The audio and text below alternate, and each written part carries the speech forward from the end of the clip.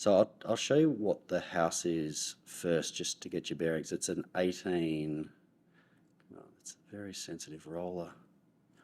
Is there a better way to? Can I go? There we go. So this was the. So it's an 1880s Federation house in Toorak. It was one of about 5 of them that were originally built.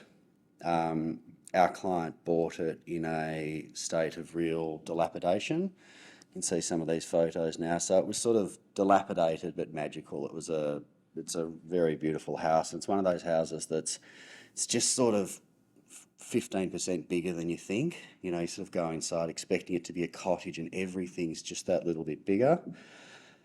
So there were 3 things that we were trying to do. Is that a pointer? No. Yeah, the laser works, not the clicker. Is that a laser? Is that what? Yes. So, essentially there were 3 things that we were trying to do for this house. The first one is, that's the title boundary there, and the existing house is this, and it had a sort of servant's quarter tail on it. And the client's grandmother has a beautiful house in Macedon with an old Edna Walling garden around it. And even though it's dilapidated, the existing house really appealed to them, the sort of magic of it. They have 3 young kids. So we were putting a basement car park in. So the obvious place to put the basement car park driveway was there, and a basement at the back. But we just kept drawing this sort of swathe of garden, which is going from the east to the west, and we were very keen not to interrupt that. So what we did is we actually put the basement car park at the front. So you come in the driveway, do a hard left and circle around the house, and so the basement sits at the front, and then we key into this space with a lift and stair and come up sort of very discreetly to the existing building. And that, in addition to keeping this flow intact, it just sort of maintained this nice house to garden ratio and relationship to the garden that was very appealing. The second thing we were trying to do is to properly tackle that issue with a house like this, where you have the old part and the new part. You know, you sort of have the good rooms at the front that are not enlivened and they don't have any sense of, you know, conviviality to them, and they're not used. So what we tried to do is this room here, there was an existing part of the Federation building here. We rebuilt it, but we effectively took the roof off it, put a low slung concrete roof over this section, which was a dining room. And so you get this sort of trilogy of spaces here, which really do sort of just, I've done that thing again. Where was it? So here you just get this nice little trio of spaces here. You get the family room, which looks through some new steel doors. One looks into a dining room, one looks into a loggia. And we've put the kitchen at the sort of elbow of the house here, which looks along this room and looks down the main family room. And it's the reason we've called it the gradient house, because we really have tried to just have this very quiet study in light and transition as you move from the entry hall here through the family room. And it's nice to sort of, with a drink in your hand, do little loops around here and work out where one thing begins and the other ends. Just a nice little moment. And the third thing is we're really just trying to have very clear diagrams with everything we do. Like, we're trying to, you can see with this, and these clear diagrams end up, and we use them all the way through the design process, from its inception through to its delivery, and make sure everyone's aware of it.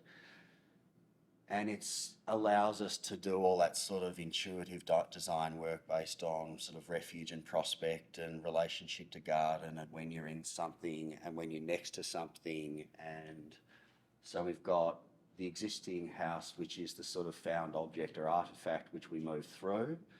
This becomes a sort of dissolved loggia here with a dining room in part of it. This is a second built loggia here, and then we just get these other strong elements. So it's got this nice clarity to it. And overarching those things, what we're trying to do is, and I probably should be showing you more images as we do this. So that's the existing house.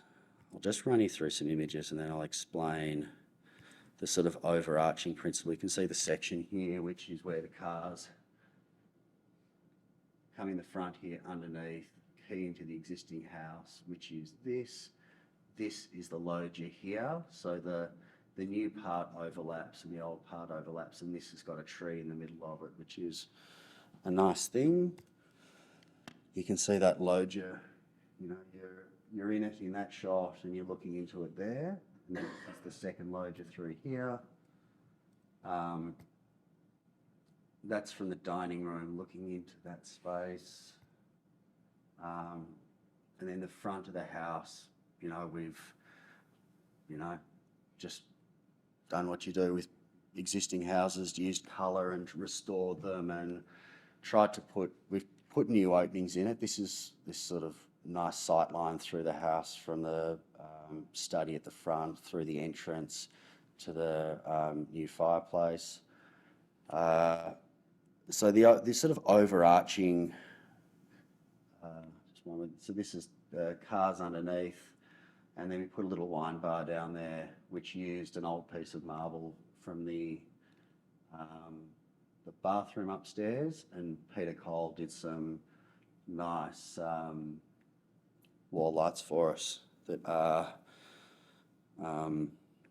beautiful things to look at. So over all of that, what we're trying to do is we're just trying to really strip all the architect's thumbprints off the project and give the project this lovely sort of still inevitability, because we sort of believe that if you can allow people to make it their own as they walk through, I think you get a sort of more meaningful and intense experience. And that is it.